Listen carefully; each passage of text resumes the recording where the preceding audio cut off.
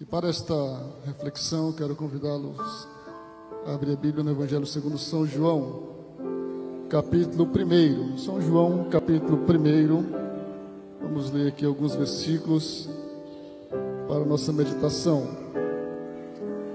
João, capítulo 1, versículos 26 a 34. João respondeu-lhes, dizendo: Eu batizo com água, mas no meio de vós está um a quem vós não conheceis. Este é aquele que vem após mim, que foi antes de mim, do qual eu não sou digno de desatar as correias das sandálias.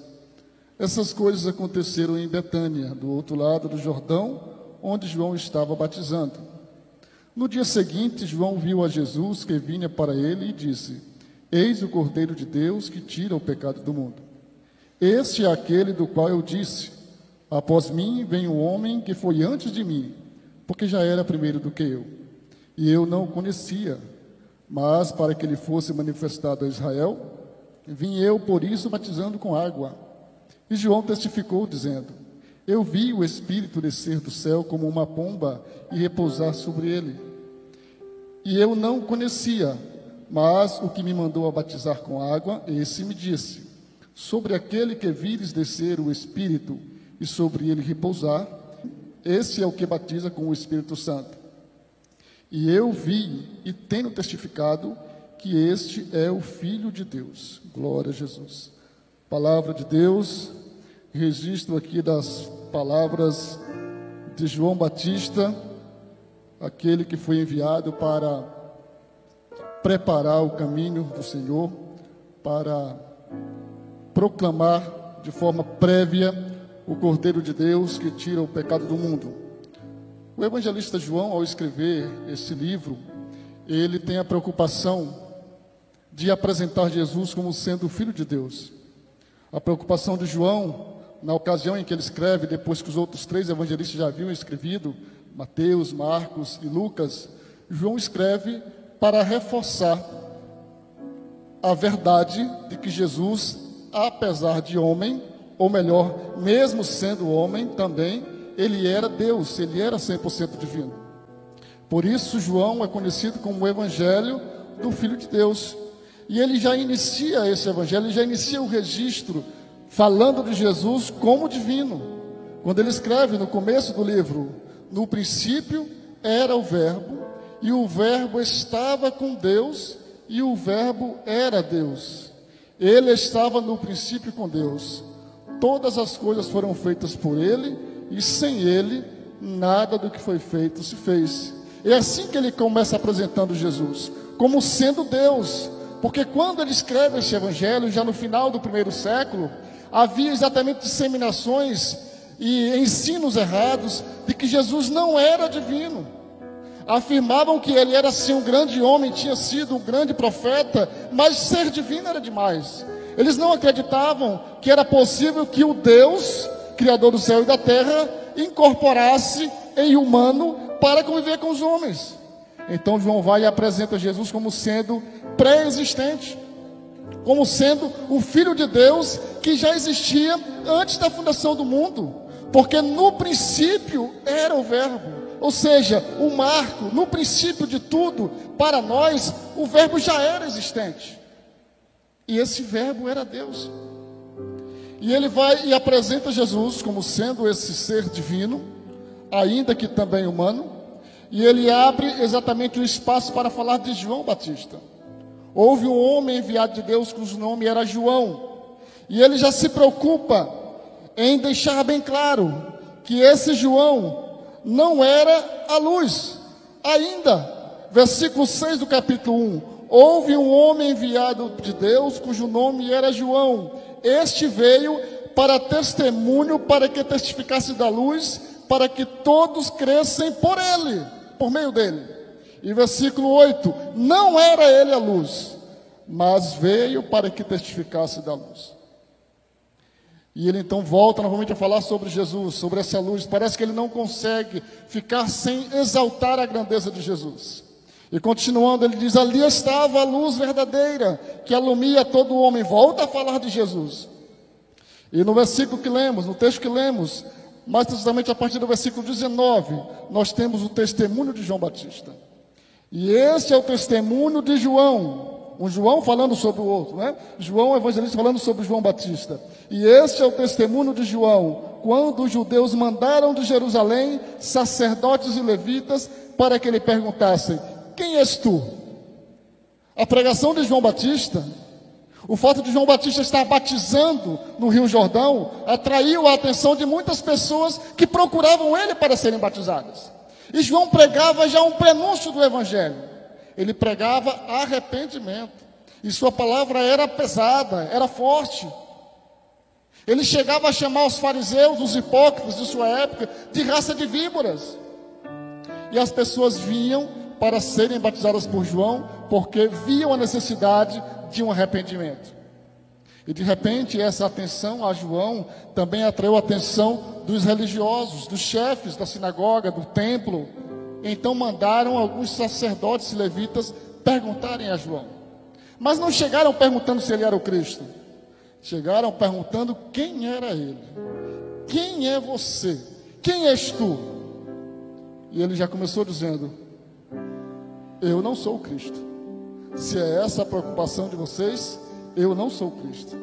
Interessante que João escreve assim: e confessou e não negou. Confessou que não era o Cristo e também não negou que não era o Cristo. Ele deixou bem claro: confessou e não negou. Confessou: eu não sou o Cristo. Se é essa a preocupação, eu não sou o Cristo. E perguntaram: quem és tu então? Tu és Elias? Não. Tu és o profeta? Também não. E aí os mensageiros perguntaram: então, por favor, nos ajude, para a gente levar a resposta certa. Diz, pelo menos, quem é você, para que nós tenhamos resposta para dar para quem nos enviou. E ele disse: rapaz, eu sou a voz do que clama no deserto. Eu sou aquele que foi anunciado, que viria a anunciar de forma prévia o Cristo que vocês estão esperando. E aí ele então começa a falar e a testemunhar de Jesus. E diz: esse que vocês estão esperando, para vocês terem uma ideia, ele é tão importante, ele é tão grande, que eu aqui não sou digno sequer de me abaixar e desatar as suas sandálias. E João era um grande homem. O próprio Jesus disse que João, dentro do nascido de mulher, não havia um outro maior do que ele. Mas ele reconheceu o seu papel de apenas prenunciador, de apenas um anunciador do que viria de fato para resgatar a humanidade. E ele acrescenta: eu batizo com água, mas no meio de vós está um a quem vós não conheceis. E João vai dando algumas dicas sobre Jesus. Mas no versículo 29, melhor dizendo, no dia seguinte, depois desta conversa com os fariseus, com os sacerdotes levitas, no dia seguinte João viu a Jesus que vinha para ele e disse: eis o Cordeiro de Deus que tira o pecado do mundo. Como que por uma coincidência que não foi, no outro dia lá vem Jesus descendo para o Rio Jordão, e João aponta e diz: eis o Cordeiro de Deus que tira o pecado do mundo.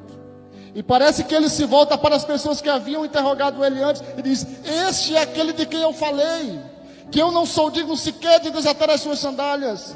É este que vem aí. E João então testifica de Jesus para as pessoas, e elas agora sabem que aquele é Jesus. Se vão crer ou não é outra história, mas ele diz que aquele é o Cordeiro de Deus que tira o pecado do mundo.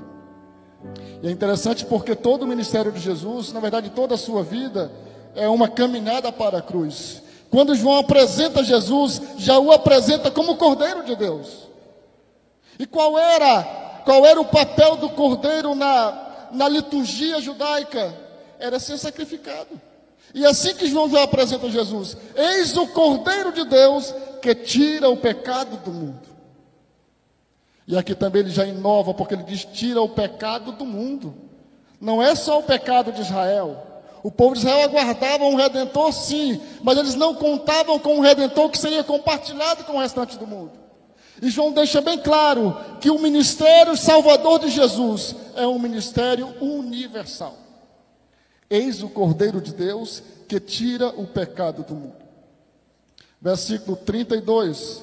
E João testificou dizendo: eu vi o Espírito descer do céu como uma pomba e repousar sobre ele.